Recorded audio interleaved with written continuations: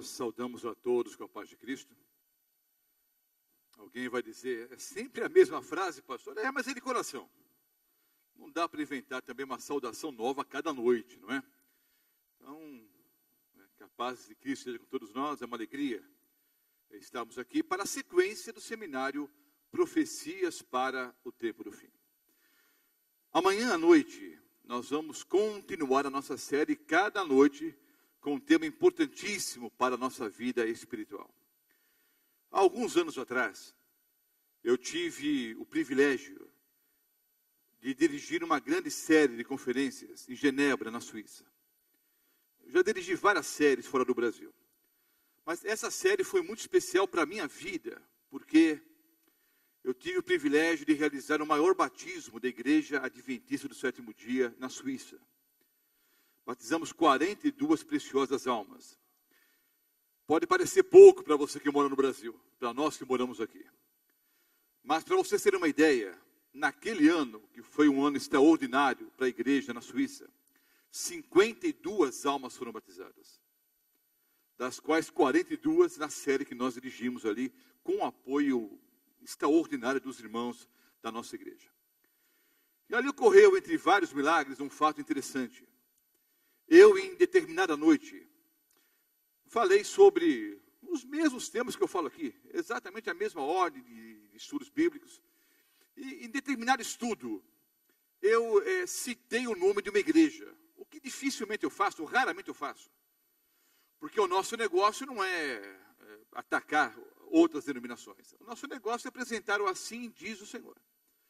Mas em determinada noite, eu citei a Igreja de Jesus Cristo dos Santos dos Últimos Dias. A Igreja dos Mormons, né?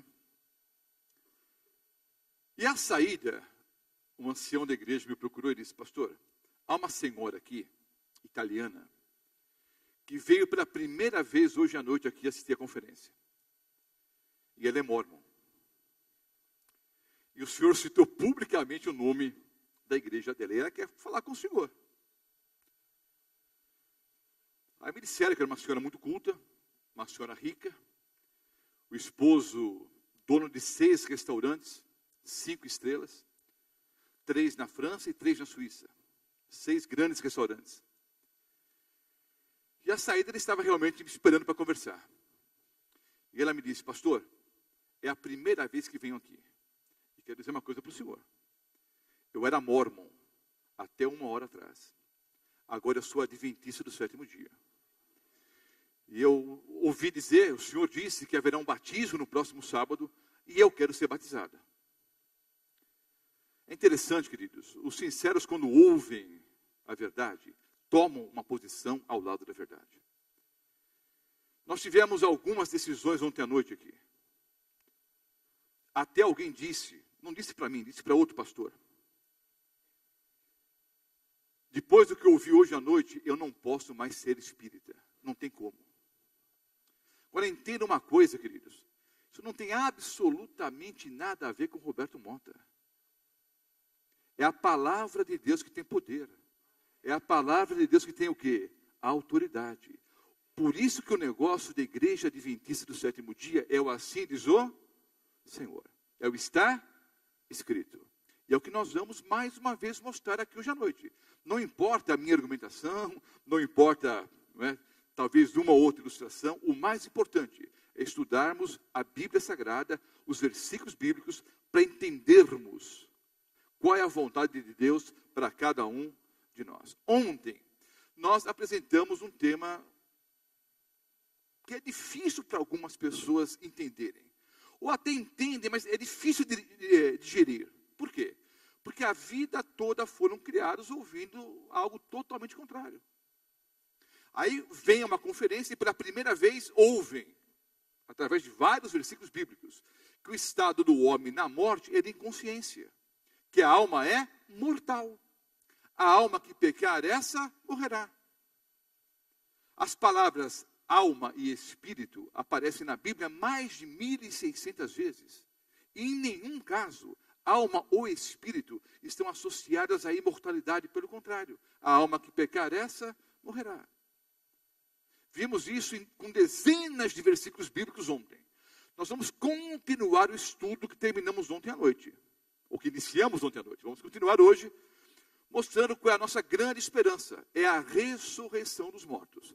Eu prometi que iria iniciar a palestra com as palavras do Senhor Jesus em João capítulo 5. Abra sua Bíblia, por gentileza, em João, o capítulo 5.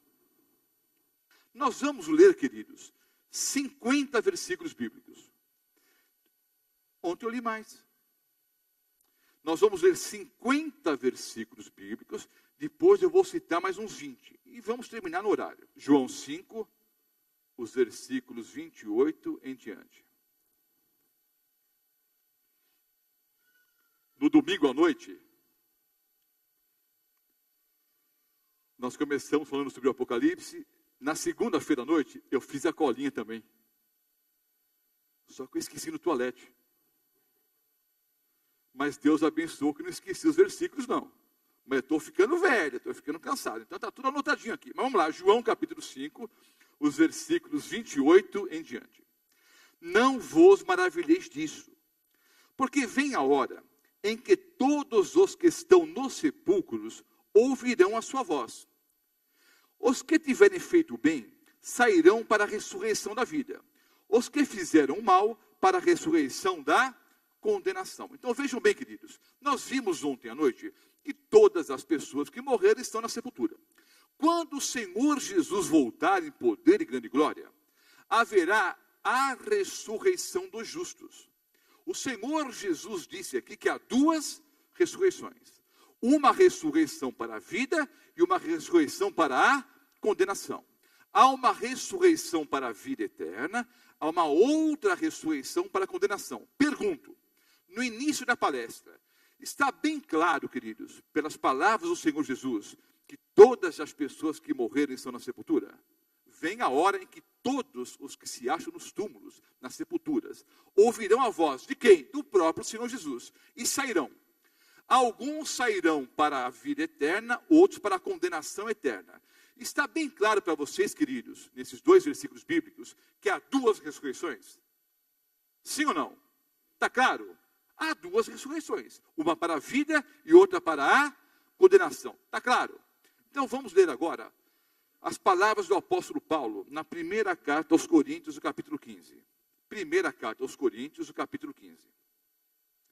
Vá um pouquinho adiante na Bíblia. Espero que todos nós estejamos armados, não é? Com a palavra do Senhor nas mãos. Se você perceber que algum amigo nosso, algum irmão nosso, está com dificuldades para encontrar os textos bíblicos, por favor, ajude. Sente-se ao lado da pessoa. Pastor Mota, não tem toda a palestra no PowerPoint? Tem. Está tudo certinho aqui, é só apertar os botõezinhos. Eu preferi não usar agora. Porque se é uma coisa que eu gosto, que faz um bem tremendo para a minha mente, para o meu coração, é esse barulho das páginas da Bíblia sendo folheadas.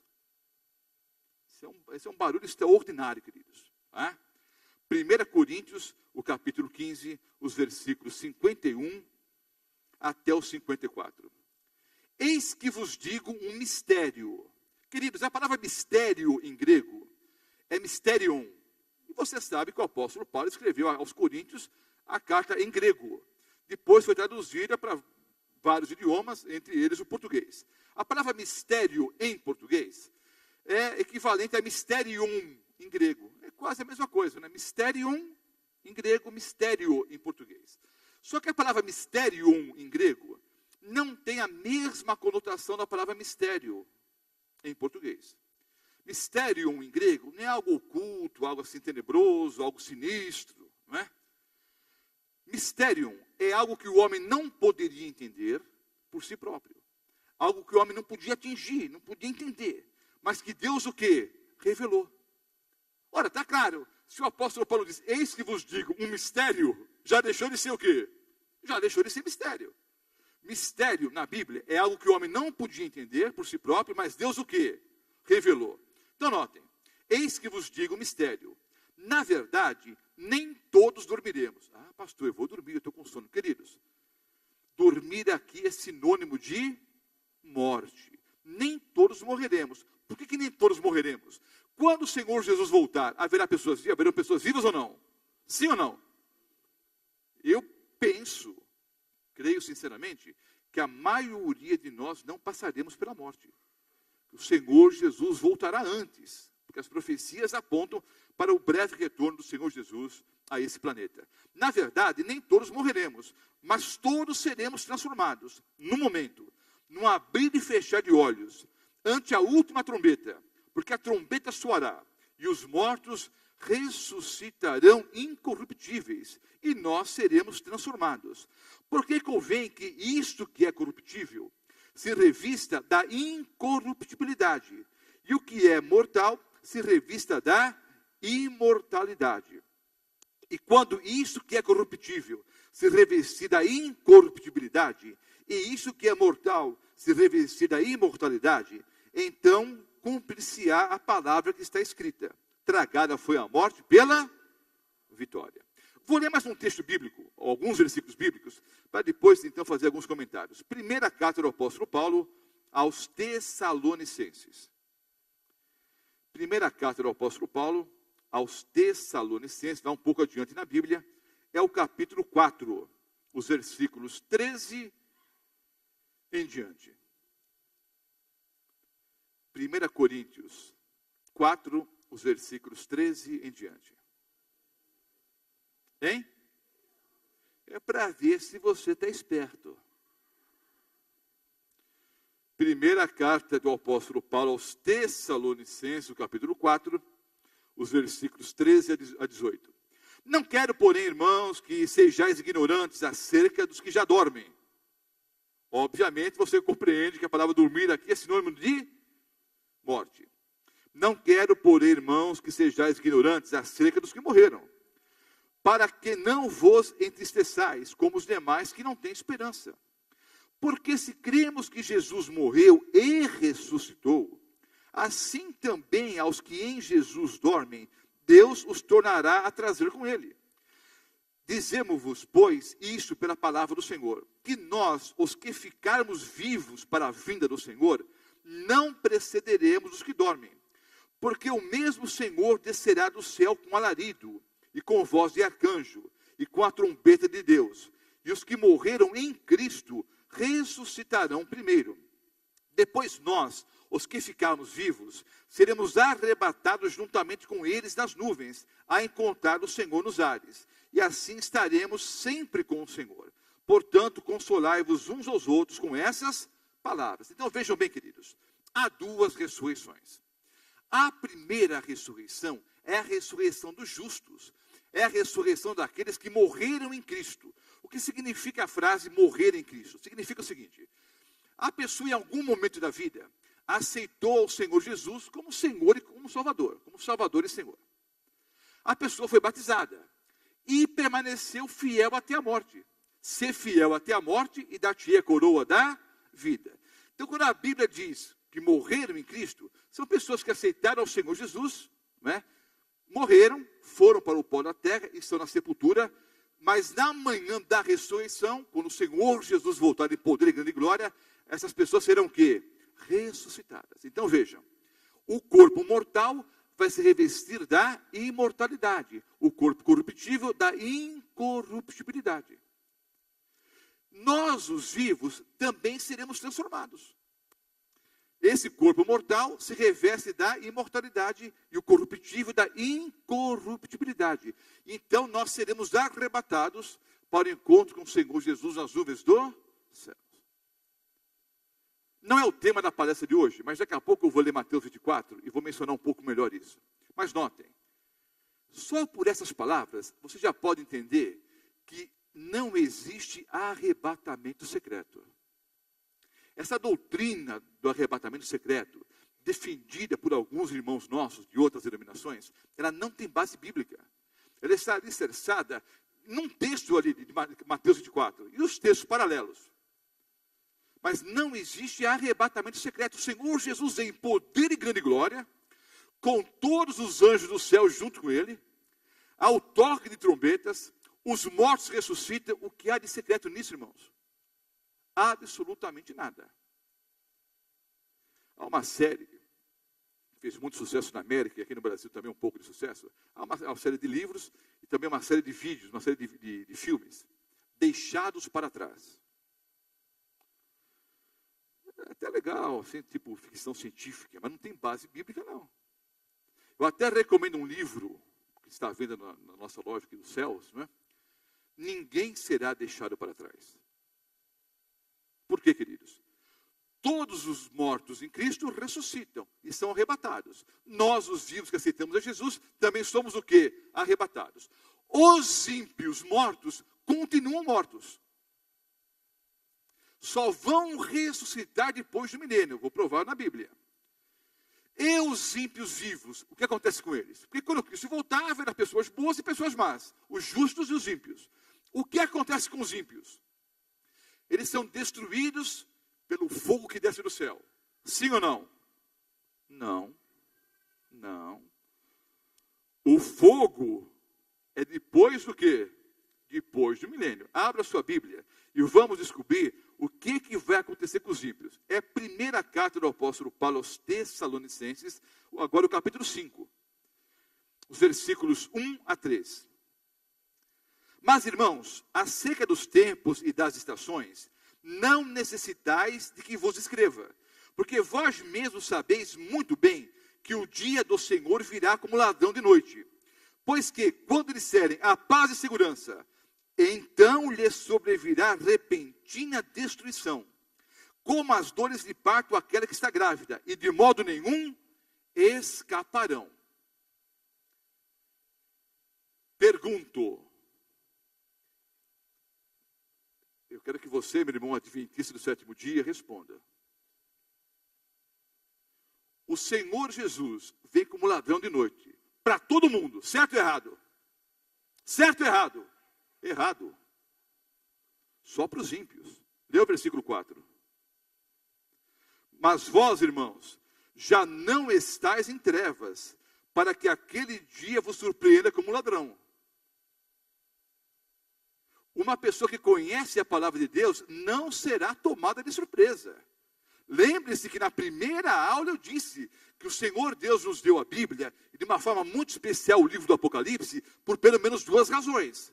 A primeira razão é para que todos nós entendamos as coisas que brevemente iam de acontecer. E a segunda razão é para que ninguém diga naquele dia, eu não sabia. Se vocês estudaram assim, diz o Senhor, não vai ser tomado de surpresa. O Senhor Jesus veio como ladrão da noite para os ímpios. Para aqueles que não estão o quê? Aguardando a volta do nosso Senhor e Salvador Jesus Cristo. Esses serão destruídos. Como? Vamos ver aqui na Bíblia. Apocalipse, o capítulo 6. Vai lá para o último livro da Bíblia. Apocalipse 6, os versículos 14 a 17. Sabe, irmãos, eu vou abrir uma janelinha aqui. As janelinhas são perigosas. Todo orgulho é pecaminoso, não é? Eu creio que sim. Eu tenho outros pecados, um grave, que eu vou confessar para vocês agora. Se todo orgulho é pecado, eu tenho um pecado que eu vou confessar para vocês agora. Eu tenho orgulho em ser adventista do sétimo dia. Porque essa igreja está baseada no assim, diz o Senhor. Não é um versículo bíblico aqui, outro ali, não. Todas as 28 doutrinas estão alicerçadas em dezenas ou centenas de versículos bíblicos. Não foi o sonho que o pastor teve, a visão que o outro teve ali. Ah, pastor Mota, mas vocês adventistas se baseiam no que Ellen White escreveu. Nós vamos ter uma aula sobre esse assunto no futuro. Mas eu vou desafiar você, ao final das conferências, a me dizer o seguinte: quantas vezes eu vou abrir um livro de Ellen White aqui à noite? Todas as nossas doutrinas são baseadas no assim, diz o Senhor. O que eu vou fazer uma noite é abrir a Bíblia para provar se Ellen White foi profetisa ou não. É o contrário. Eu preciso da Bíblia para provar se Ellen White foi profetisa ou não. Não preciso de Ellen White para provar nenhuma das 28 doutrinas bíblicas defendidas pela igreja adventista do sétimo dia. Amém, irmãos? Então vamos ler agora aqui. Apocalipse 6, os versículos 14 a 17. O céu retirou-se como um livro que se enrola. Todos os montes e ilhas foram removidos do seu lugar. Olha que cena terrível, irmãos. Os reis da terra, os grandes, os ricos, os tribunos, os poderosos, todo servo, todo livre, se esconderam nas cavernas e nas rochas das montanhas. E diziam aos montes e aos rochedos: caí sobre nós, e escondei-nos do rosto daquele que está sentado sobre o trono, e da ira do Cordeiro. Porque é vindo o grande dia da ira deles. E quem pode suster-se? Cristo volta, queridos. E os ímpios saem correndo, pedindo que os montes caiam sobre eles. Por quê? Eles não podem enxergar, eles não podem olhar para o rosto daquele que está sentado no trono. E não podem olhar para o Cordeiro. Queridos, eu não quero quebrar assim nenhuma tradição. Eu não quero que você fique um pouco chateado. Mas provavelmente, todos esses desenhos, slides que nós vemos aí sobre a volta de Jesus, não tem muito a ver com a realidade. Porque eu entendo, por esse texto bíblico e por outros, que Deus o Pai volta como filho. Os ímpios dizem: escondei-nos da face daquele que está sentado no trono. E da ira do Cordeiro. Quem é o Cordeiro? É o Senhor Jesus. Porque chegou o dia da ira deles. E quem é que pode suster-se? Aí o antitrinitariano, aquele que não crê na Santíssima Trindade, vai perguntar: e onde é que está o Espírito Santo então? Aqui na terra. Não, não está. Porque o Espírito Santo vai ser retirado da terra, não. Do planeta Terra, não. Vai ser retirado dos ímpios. Os justos terão sempre a presença do Consolador ao lado deles. Deus o Pai e Deus o Filho voltando. E agora os ímpios pedem que os montes caiam sobre eles. O mesmo terremoto que vai destruir os ímpios vai ressuscitar os justos. Um outro texto que fala sobre esse assunto. Primeira carta do apóstolo Paulo, Mateus 24. O apóstolo Paulo aqui eu já li.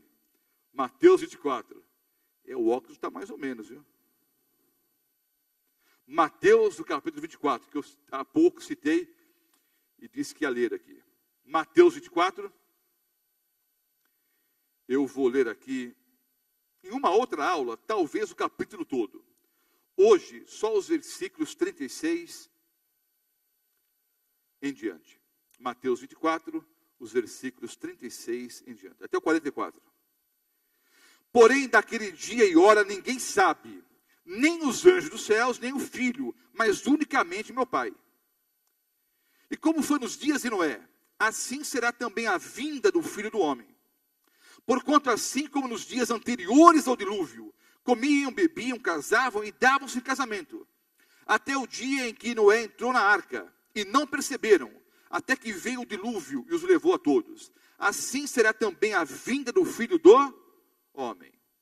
Então, estarão dois no campo, será levado um e deixado o outro. Estando duas moendo no moinho, será levada uma e deixada a outra. Vigiai, pois, porque não sabeis o dia nem a hora em que há de vir o vosso Senhor. Mas considerai isso: se o pai de família soubesse a que vigília da noite havia de vir o ladrão, vigiaria e não deixaria que fosse arrombada a sua casa. Por isso, estai vós apercebidos também, porque o Filho do Homem há de vir a hora em que não penseis.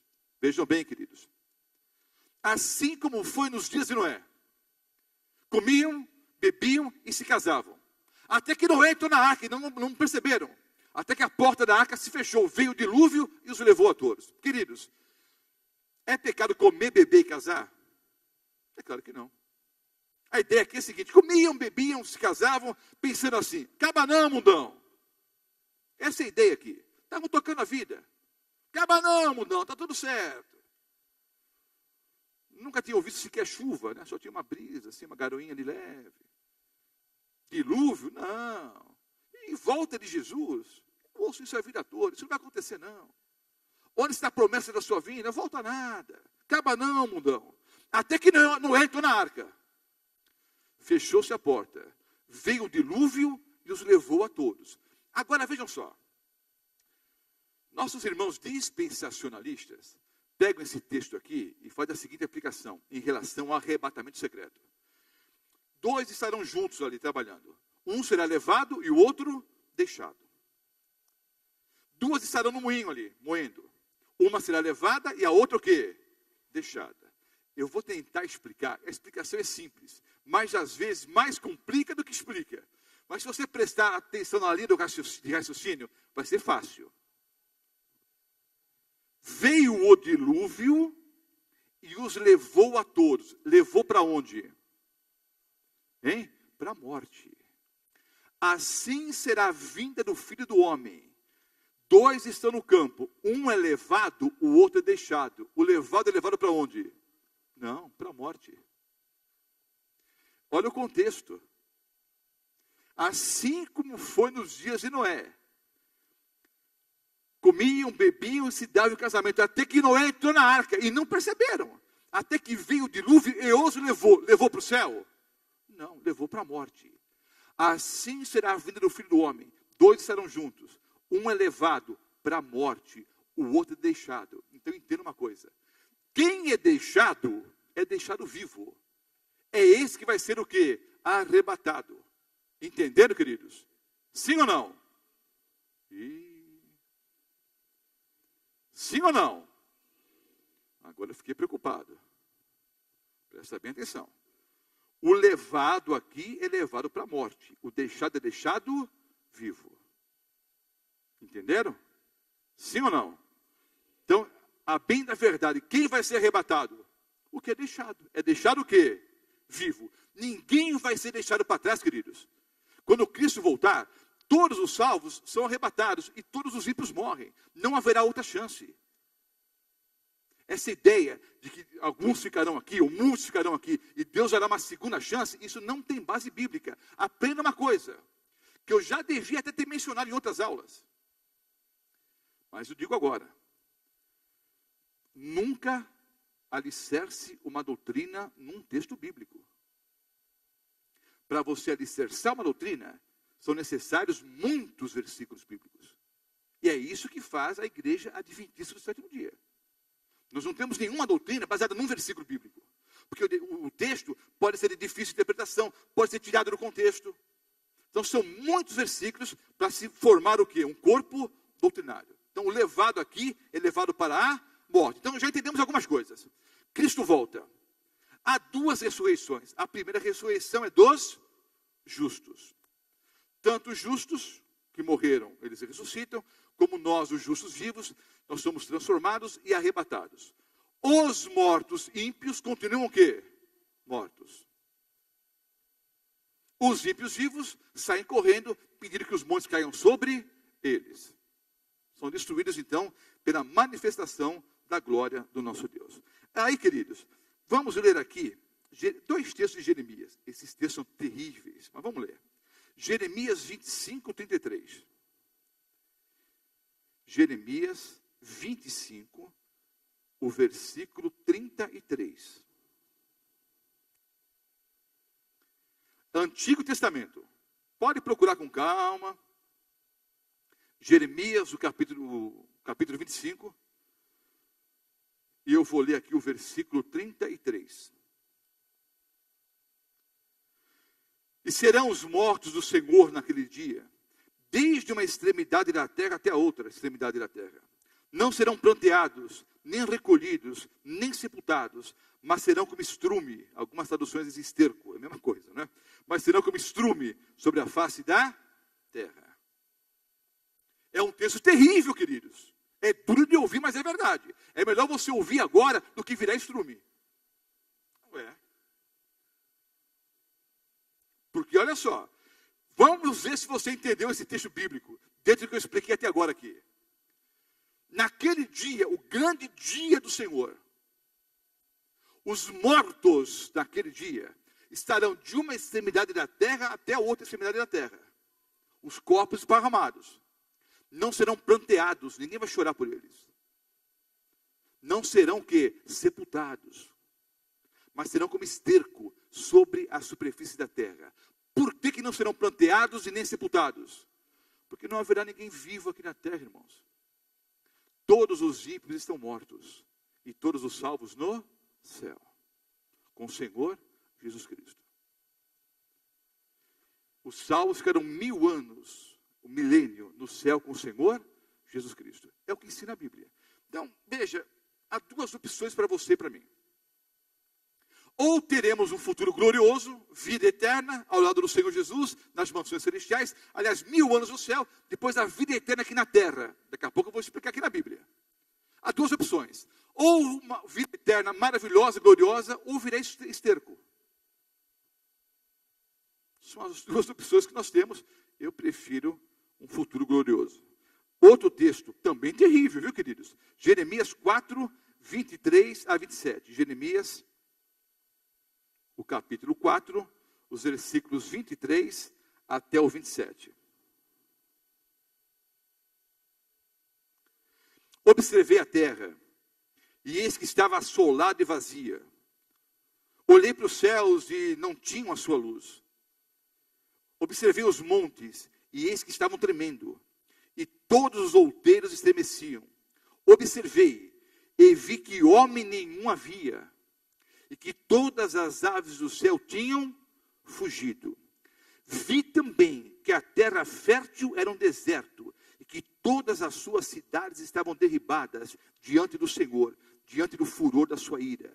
Porque assim diz o Senhor, toda a terra será assolada, de todo, porém não a consumirei. Pastor, mas que Deus é esse? Que Deus terrível é esse? Que ira é essa? Daqui a algumas noites, nós vamos estudar Apocalipse 15 e 16. Vamos falar sobre o fechamento da porta da graça e o derramamento das 7 últimas pragas. Eu vou repetir daqui a algumas noites o argumento que eu vou usar agora. A ira divina não tem absolutamente nada a ver com a ira humana. Após uma longa, persistente e insistente recusa dos seres humanos aceitarem o dom gratuito da salvação, há um momento em que Deus, pela sua própria natureza, não pode permitir que o pecado dure para todo o sempre. Não dá. Queridos, se você assiste televisão, eu raramente assisto, mas se você assiste televisão, é só crime, violência. Vi na internet ontem à noite, quer dizer, a madrasta matou um menino, não sei quantos anos, uma injeção letal. Ainda jogou ácido em cima da criança e enterrou a criança sem saber se a criança estava viva ou morta.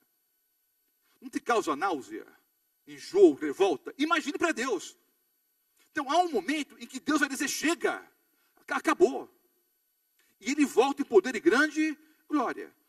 Todos os que aceitaram como Salvador e Senhor, 1000 anos no céu. Depois a vida eterna aqui na terra. Os ímpios serão destruídos e vão ficar realmente como esterco sobre a superfície da terra. Abra sua Bíblia agora, lá no Novo Testamento. Apocalipse 20, eu vou ler o capítulo todo.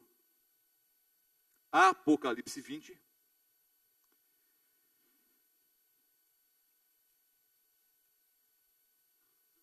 Eu vou ler todos os versículos aqui. São muitos, não? 15 só. Acharam? Apocalipse 20, os versículos 1 em diante. Vi descer do céu um anjo, que tinha a chave do abismo e uma grande cadeia na sua mão. Ele prendeu o dragão, a antiga serpente, que é o diabo e Satanás, e amarrou-o por 1000 anos. E lançou-o no abismo, e ali o encerrou e pôs selo sobre ele, para que não mais engane as nações, até que os 1000 anos se acabem. Depois importa que seja solto por um pouco de tempo. Vejam bem, queridos, Satanás não vai ficar literalmente amarrado aqui na terra. Alguns pensam que o diabo vai ficar amarrado aqui na terra, nós vamos ter um período de paz aqui, e Deus vai dar uma outra oportunidade para as pessoas. Não é isso que a Bíblia está dizendo, não. A volta do Senhor Jesus inaugura o início do milênio. Todos os ímpios estão mortos, todos os salvos do céu. Satanás é um prisioneiro das circunstâncias, não haverá quem tentar. Ele e os seus anjos serão prisioneiros aqui nesse planeta. Não terão a quem tentar. Ficarão aqui por 1000 anos. Entenderam? Amarrados aqui de forma simbólica, né? Não terão a quem tentar e não terão para onde ir. Terminado o milênio, nós vamos ver o que vai acontecer. Versículos 4 em diante. Vi tronos, e assentaram-se sobre eles aqueles a quem foi dado o poder de julgar. Vi as almas daqueles que foram degolados pelo testemunho de Jesus e pela palavra de Deus. Não era alma penada não, queridos. Foram os mártires que agora já ressuscitaram e estão no céu. A quem foi dado o poder de julgar. Vi as almas daqueles que foram degolados pelo testemunho de Jesus e pela palavra de Deus. E que não adoraram a besta nem a sua imagem. E não receberam o sinal na sua testa nem na sua mão. Nós vamos ter uma aula só sobre esse assunto. O selo de Deus e a marca da besta. Vou explicar aqui o que significa os 666. Quando vai ser, pastor? Não sei. Não sei. Porque alguns só querem ouvir essa palestra do 666. Venha toda noite e um dia você vai ouvir. Não receberam o sinal na testa nem na mão. E viveram e reinaram com Cristo durante 1000 anos. Mas os outros mortos não reviveram. Até que os 1000 anos o quê? Se acabaram. Essa é a primeira ressurreição. É a ressurreição dos justos. São arrebatados para o céu, ficam 1000 anos no céu. O que é que nós vamos fazer no céu, queridos? Deixa eu ler o versículo 6 antes. É a bem-aventurança aqui. Bem-aventurado e santo aquele que tem parte na primeira ressurreição. Sobre esses não tem poder a segunda morte. Pastor, que negócio esquisito, segunda morte. Daqui a pouco eu explico. Ou a Bíblia explica.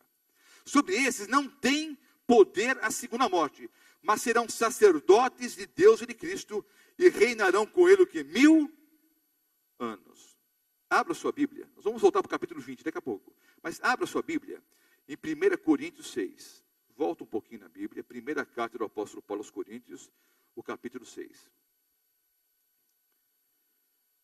Versículos 1 a 3.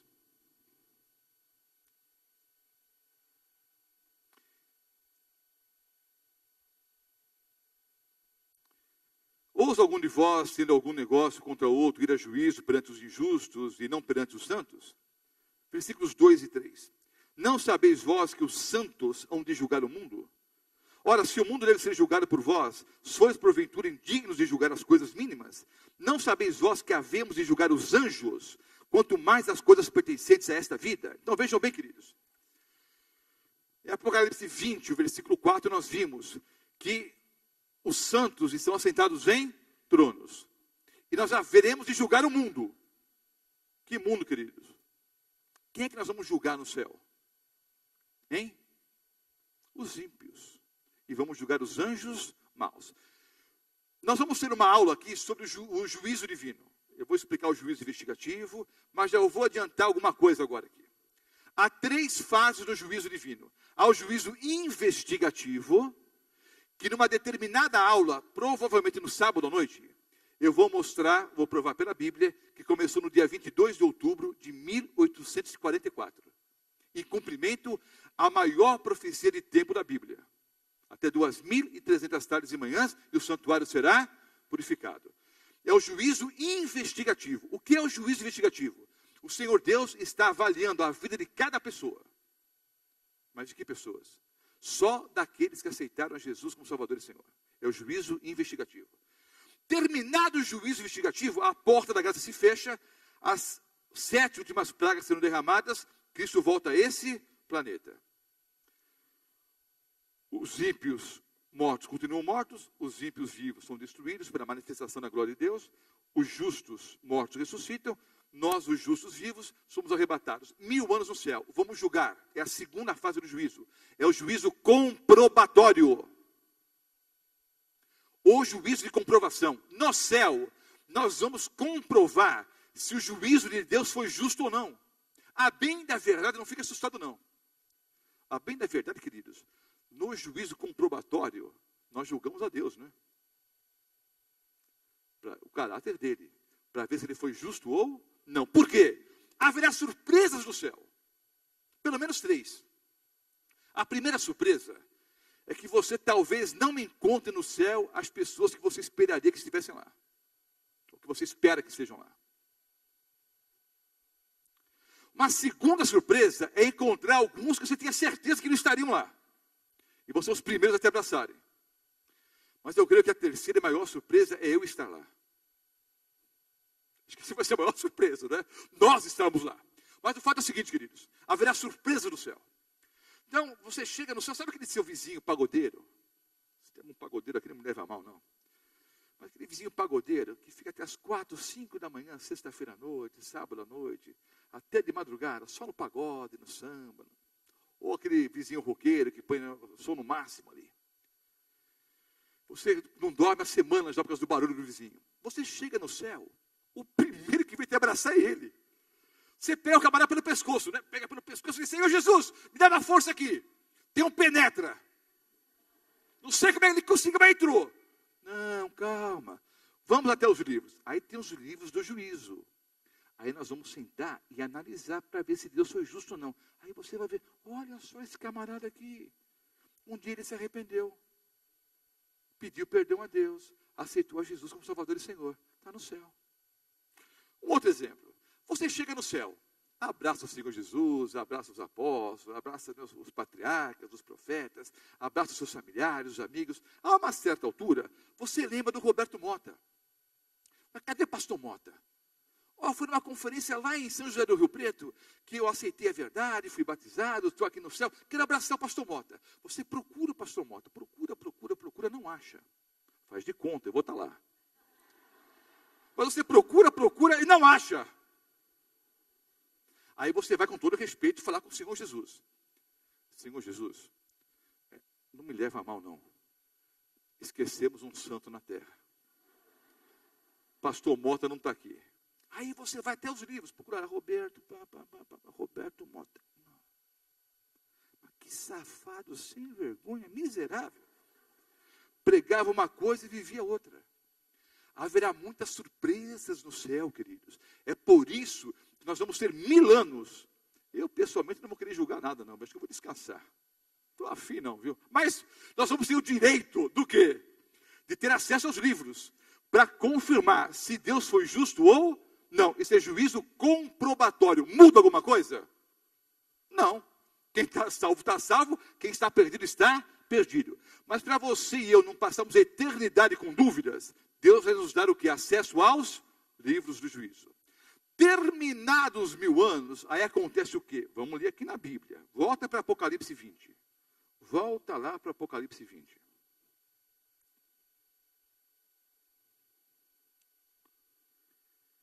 Vamos continuar lendo aqui os últimos versículos agora. Apocalipse 20. Eu vou ler os versículos 7 em diante. Apocalipse 20, os versículos 7 em diante. E acabando-se os 1000 anos, Satanás será solto da sua prisão. Sabe por quê, irmãos? A segunda ressurreição. É a ressurreição dos ímpios. Lembra do que o Senhor Jesus falou? Há 2 ressurreições. Uma para a vida, outra para a condenação. Acabando-se os 1000 anos, Satanás será solto. Por quê? Os ímpios ressuscitam. Ele vai ter a quem tentar. E sairá a enganar as nações que estão nos 4 cantos da terra. Gog e Magog, cujo número é como a areia do mar, para as ajuntar em batalha. E subiram sobre a largura da terra, e cercaram o arraial dos santos e a cidade amada. A cidade amada, queridos, não é a Jerusalém terrestre, é a nova Jerusalém, como está aqui em Apocalipse 21, 1 em diante. Vi o novo céu e a nova terra, porque o primeiro céu e a primeira terra passaram e o mar já não existe. Eu, João, vi a cidade santa, a nova Jerusalém. Daqui a pouco eu vou ler os 5 primeiros versículos de Apocalipse 21. A nova Jerusalém desce.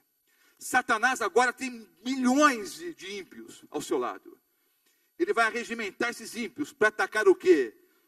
A cidade santa. Subiram sobre a largura da terra e cercaram o arraial dos santos e a cidade amada. Mas desceu o fogo do céu e os devorou. Essa é a terceira fase do juízo. É o juízo executivo. Todos os ímpios ressuscitam. Vão cercar a cidade amada. Parece coisa de Hollywood.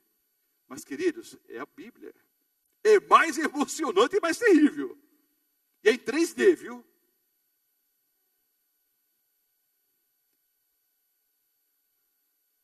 Os ímpios ressuscitam.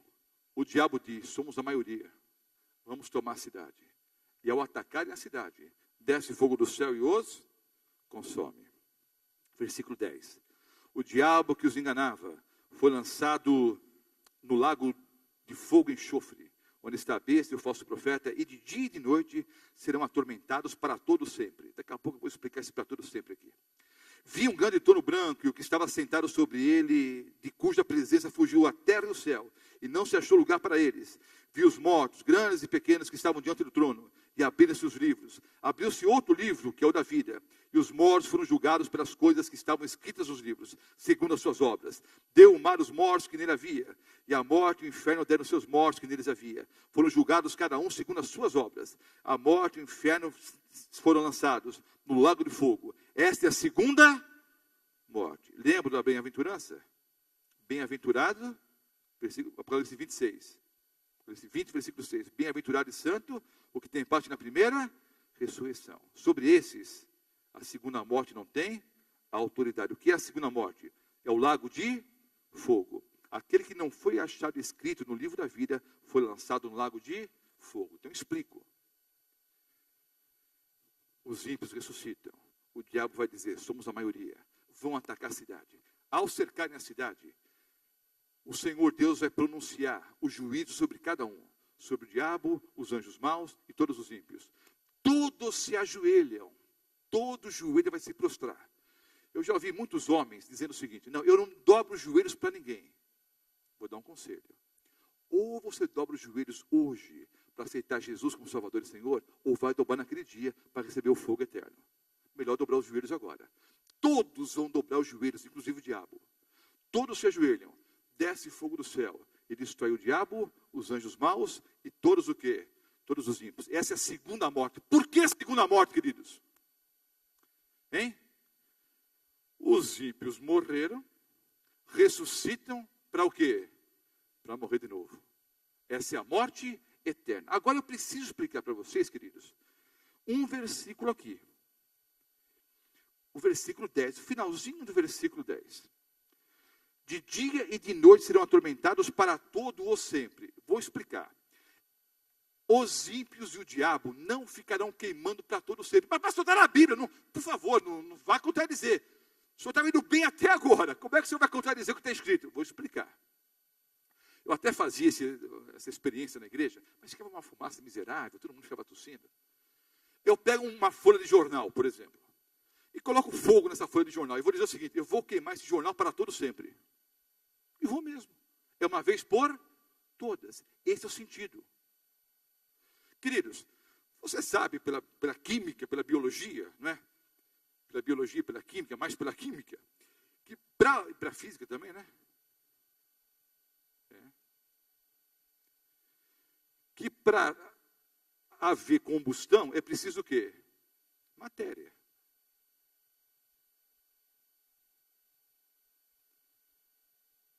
Eu não tenho matéria, sou grandão, mas não tenho matéria para queimar a vida toda. Outra coisa, esse fogo que consome os ímpios, é um fogo que queima de uma vez por todas. Não, vai ficar queimando para sempre. Se vai ficar queimando para sempre, onde é que vai ficar Nova Jerusalém? No meio do fogo? E o Jardim do Éden vai ser aonde? No meio do fogo? É um fogo, queridos, que desce da parte de Deus, destrói todos os ímpios e purifica a terra. E aí o Jardim do Éden vai ser restaurado. E aí teremos a vida eterna aqui. Mas eu vou mostrar na Bíblia. Mas não apareceu aqui por quê? Era para estar aparecendo no quadro aqui também em cima. Aí. Irão esses para o tormento eterno. Mateus, capítulo 25, versículo 46. O que é o tormento eterno, queridos? Não é que vai ficar queimando e se atormentando para todo sempre. O próprio Senhor Jesus diz, não haverá mais lágrima, nem morte, nem dor. Vamos explicar pela Bíblia. Eu disse que eu li 50 versículos, já li os 50. Nem perceberam, né? Agora eu vou citar mais uns 20 aqui. Olha só. Judas, não é Iscariotes, é outro. Capítulo 1, que só pode ser capítulo 1, que Judas só tem um capítulo, o versículo 7. Assim como Sodoma e Gomorra e as cidades circunvizinhas, que havendo se corrompido como aqueles, e ido após outra carne, foram postas, por exemplo, sofrendo a pena do fogo eterno. Sodoma e Gomorra estão queimando hoje? Sim ou não?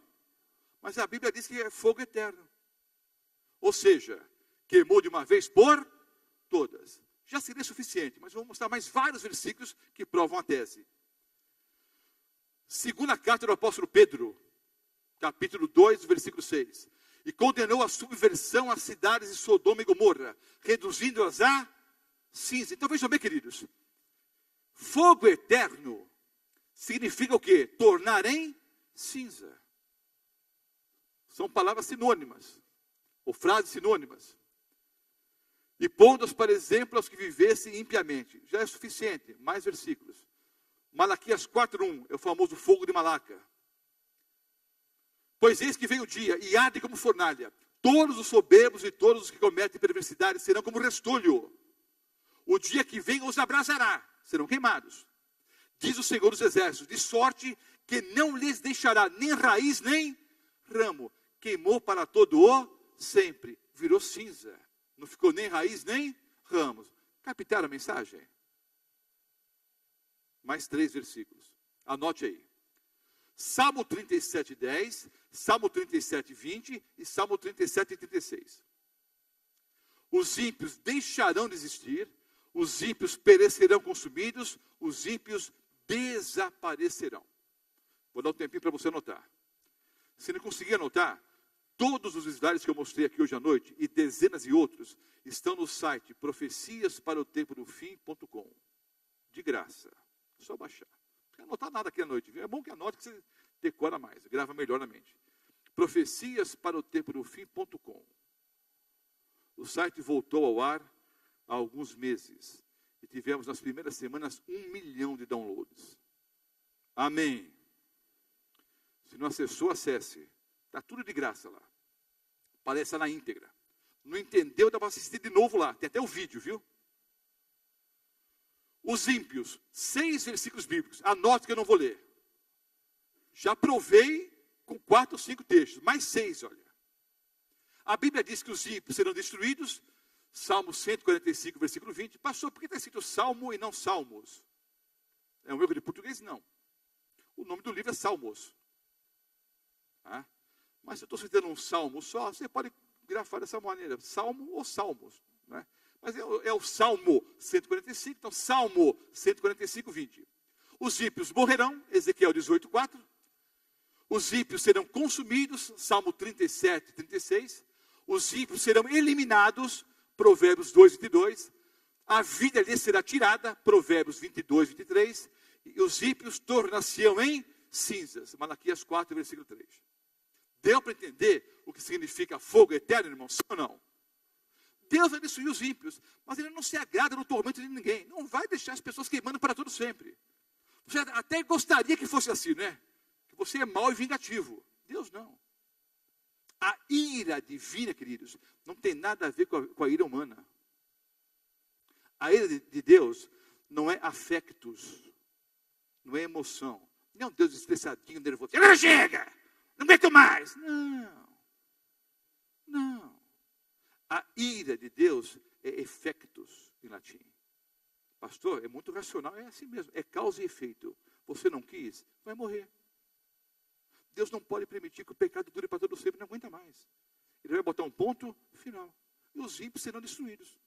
E os justos terão a vida eterna. Fácil, é simples assim. É vida eterna, morte eterna, salvação, a perdição. Você que escolhe. Pastor, está complicado, está facinho. É só aceitar Jesus como Salvador e Senhor. Mas a Bíblia diz aqui que eu tenho que ter o nome no livro da vida. Os outros são lançados no lago de fogo. Quem tem o nome no livro da vida recebe a vida eterna. Pastor, me dá uma força aí agora. Como é que eu faço para ter o nome no livro da vida? Facinho, facinho. É só aceitar Jesus como Salvador e Senhor e ser batizado. Amém, está fácil para o céu. Tá? Aliás, numa outra aula eu vou mostrar para vocês que é muito mais fácil ir para o céu que não ir. É mais fácil ir para o céu que não ir. Eu vou mostrar numa outra aula. Apocalipse 20, versículos 14 e 15, eu já li. Né? Então a morte e o Hades, ou a lei, foram lançados para dentro do lago de fogo. Essa é a segunda morte, o lago de fogo. Se alguém não foi achado escrito no livro da vida, esse foi lançado dentro do lago de fogo. O seu nome tem que estar no livro da vida. Se tiver no livro da vida, vida eterna. Se não tiver, morte eterna. A terra então será purificada. O mesmo fogo que desce do céu, purifica a terra, mata os ímpios e purifica a terra. Mas quanto aos medrosos, os incrédulos, os abomináveis, os homicidas, os adúlteros, os feiticeiros, os idólatras, todos os mentirosos, a sua parte será no lago ardente de fogo e enxofre, que é a segunda morte. Interessante, queridos. Não sei quantos já leram aqui a Divina Comédia de Dante. Em determinado ato da Divina Comédia, ali não é a expressão da verdade, mas eu vou usar a Divina Comédia de Dante aqui como um exemplo interessante. Em determinado ato, não sei se é no terceiro ou quarto ato, não me lembro agora. Mas em um dos atos ali da Divina Comédia, Dante mostra uma fila indiana. Sabe o que é uma fila indiana, né? Um atrás do outro. Essa fila indiana são pessoas entrando no inferno. E na Divina Comédia, quem está à porta do inferno ali é o diabo. Isso é uma figura de linguagem, isso não é de verdade assim. Está ali sentado, conferindo os nomes, é você mesmo, pode entrar. É você, pode entrar. E quem organiza a fila, isso na Divina Comédia, tá? É Pôncio Pilatos. Mas por que eu estou usando esse exemplo aqui, queridos? Porque nessa fila, na visão de Dante, não tem nenhuma prostituta, nem um drogado, nem um ladrão, nem um homicida nessa fila. Nessa lista aqui há, naquela lista não. Só há pessoas de família, pessoas boas, que nunca aceitaram Jesus como Salvador e Senhor. Por que estou mencionando isso? Porque nessa lista terrível ali, queridos, quem faz parte do primeiro grupo? Os medrosos. Medroso aqui não é quem tem medo de assalto, de bala perdida, de doença, de altura, de lugar escuro. Não. Medroso aqui foi aquele que não teve coragem para tomar uma posição ao lado do Senhor Jesus. Podia ser uma pessoa moralmente correta, um bom pai de família, um homem honesto, bom trabalhador, fiel esposo, bom pai. Se não aceitou a Jesus como Salvador e Senhor, vai ter o mesmo destino, a morte eterna. Eu preciso tomar uma posição definitiva ao lado do meu Senhor e Salvador, Jesus Cristo. Apocalipse 21, 1 a 5. Vamos ler aqui, encerrando a palestra. Olha que promessa maravilhosa. Entenda uma coisa, queridos. Está muito na moda, já há muito tempo, algo chamado assim, chamado de custo-benefício. Já viram isso em programas de economia, na televisão e tal? O que é custo-benefício? Custa X, em troca eu recebo que benefícios? Então, o que pode parecer barato, pode ser caro. Por exemplo, pensando em custo-benefício, o que é mais caro? Uma casa de um dormitório, sala e cozinha, na periferia, por 50 mil reais? Uma mansão no Dama por 100 mil? O senhor trabalha com imóveis, né? O que é mais caro? Um quarto, sala e cozinha, na periferia, por 50 mil reais? Ou uma mansão de 5, 6 dormitórios no Dama, por 100 mil reais? Qual que está mais barata? A casa do Dama. Agora, se eu tenho só os 50 mil, eu vou comprar o quarto, sala e cozinha. Mas é um exemplo, custo-benefício. Então, entenda uma coisa, queridos. O verdadeiro discipulado custa diferentes coisas para diferentes pessoas. Mas para todos é um custo. Eu vou explicar essa frase. A salvação é pela graça, não é pelas obras. As obras são a consequência natural do fato de que, pela fé, eu aceitei a graça e o sangue de Cristo em minha vida. Naturalmente vêm as boas obras. Mas você precisa abrir mão de alguma coisa para aceitar Jesus como Salvador e Senhor. Se na sua jornada cristã, você não teve que abrir mão de nada para aceitar Jesus, pode questionar sua fé. Há um custo para aceitar Jesus como Salvador e Senhor. Às vezes uma amizade, um relacionamento, às vezes um emprego. Você tem que abrir mão de alguma coisa para ser um verdadeiro cristão. E outro dia eu ouvi uma frase verdadeira. Se na sua jornada cristã você nunca bateu de cara com o inimigo, é porque você está na direção dele, caminhando com ele. Porque é impossível você estar na jornada cristã e não ter o quê? Oposição, não ter perseguição, não ter lutas. Há um custo em ser um verdadeiro cristão. Mas quais são os benefícios? Eu estou sendo sincero com vocês, queridos, abrindo o coração aqui. Não é fácil ser cristão no mundo que odeia a verdade. No mundo onde as próprias igrejas mataram a verdade. Não é fácil, não. Não é fácil ser cristão quando o seu patrão ridiculariza a sua fé. Não é fácil ser cristão se os seus familiares não te apoiam. Não é fácil. Não é fácil.